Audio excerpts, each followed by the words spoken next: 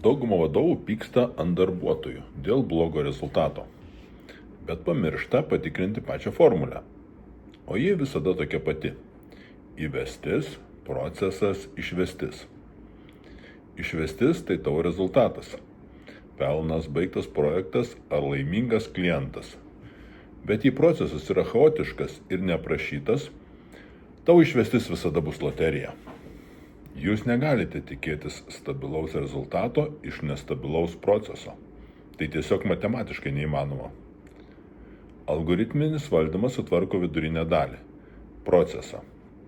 Naudodami Drakon metodiką mes paverčiame kiekvieną žingsnį prognozuojamu. Kai procesas tampa algoritmu, net ir pasikeistus įvesčiai, tu tiksliai žinai, kaip pasiekti norimą išvesti be klaidų ir streso. Nustokite lošti loterijoje su savo verslo rezultatais. Susitvarkykite savo procesus.